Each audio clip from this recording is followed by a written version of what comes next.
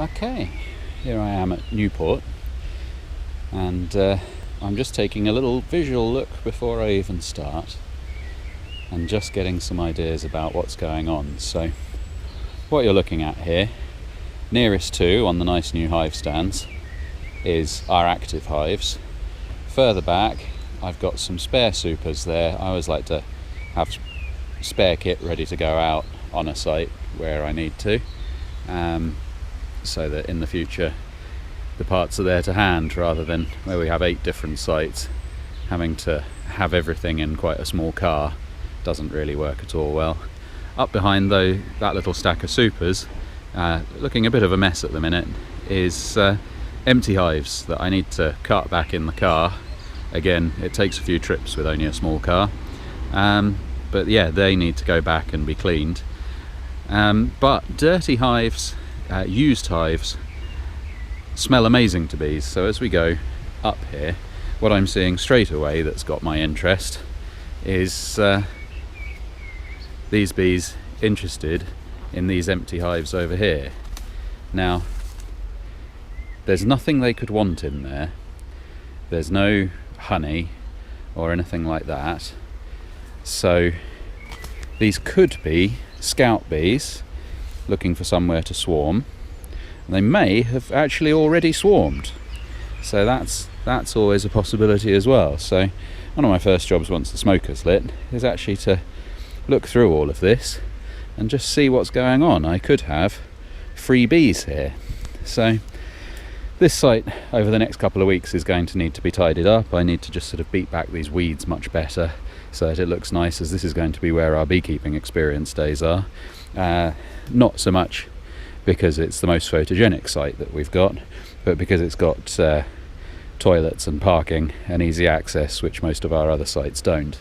So we've got some pretty nice hives here, a couple more earmarked to come, so that they're interesting to come and have a look at.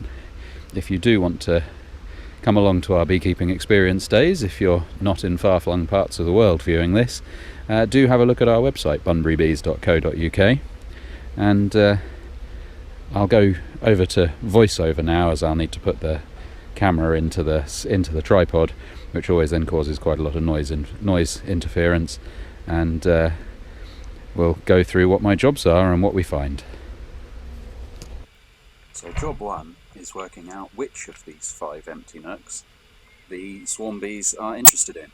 So all 5 of these are awaiting going home to be steam cleaned, ready to be reused.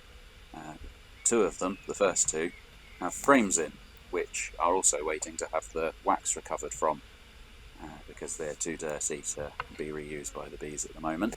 Somewhat annoyingly, they've not chosen the ones with the frames in.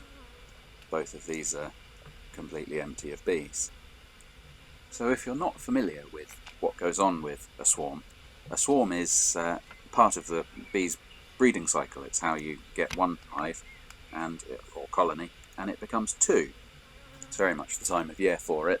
The bees will bring on a second queen, and then one of the queens, usually the older one, goes off with half of the bees looking for somewhere to live. And she goes off on spec. She doesn't know where she's going before she leaves. They fly out, and then they decide where to go. And what they'll do is they'll rest up on a branch somewhere in a big clump of bees with the queen in, and they send out scout bees, and it's amazingly democratic.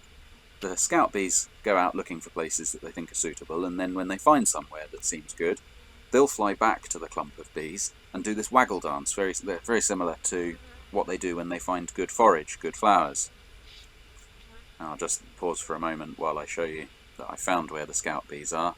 So that is full of bees measuring it up. These are scout bees. There's not a swarm would fill that, but these scout bees appear to be going all over the place checking it for suitability.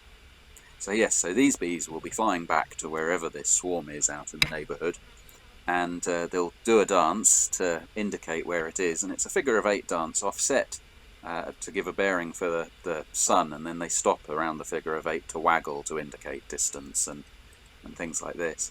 And more bees will go out, and they'll check, and if they concur, they come back and they also do a dance. And it's democratic, because the swarm will then choose to go where the most bees are waggling to indicate. And so what makes this hive interesting to them is actually the dirt. It smells like bees, and anywhere where bees have been is probably a good place for bees to go. And so they really like old hives. So I do deliberately leave out old hives, sometimes bait hives, to catch swarms, and it's quite an effective way of getting new bees. I prefer to put them into clean hives that I've steam sterilised, because obviously that's just a good disease control protocol. So what I do, trying not to disturb them too much, hopefully not putting them off, is I'm going to put some frames in, because letting them go in and make their own honeycomb would be a nightmare. It's really hard to work with wild comb. It's much better if they draw out managed comb. And I don't think I did disturb them. I went back about half an hour after filming and there was still loads of interest. But I wasn't able to stay on and wait to see. They usually come in about mid-afternoon, so I'll probably go back this evening. So do check in the description below. I will let you know if it looks like a swarm has come in. Unfortunately, I had to go off and look after some other hives as well, so I couldn't hang around to film that. But there will be footage of swarms this year. We always get swarms every year, and it's definitely imminent. All of my hives are trying to swarm, and that's a big part of why I'm having to be so busy, to stop my own bees flying off and going and living in other places. It's actually quite late for us to get our first swarm. Looking back in the diary, Kate and I, the other day, we were thinking we'd had our swarm about 2 weeks previous this time last year. But I'm not panicking about that. They will come, and it will be manic. And I have the GoPro charged and ready. The kit is all packed up in the car. We are ready to go out and collect a swarm at the drop of a hat when the phone rings. As for this hive, they either will or they won't. I will keep you updated. If they do move in, we'll post another video as soon as I'm able to get one together, which will be in the early part of next week. And so I hope you've enjoyed that, and I look forward to seeing you in the next video, which hopefully will be good news about this swarm. We'll see.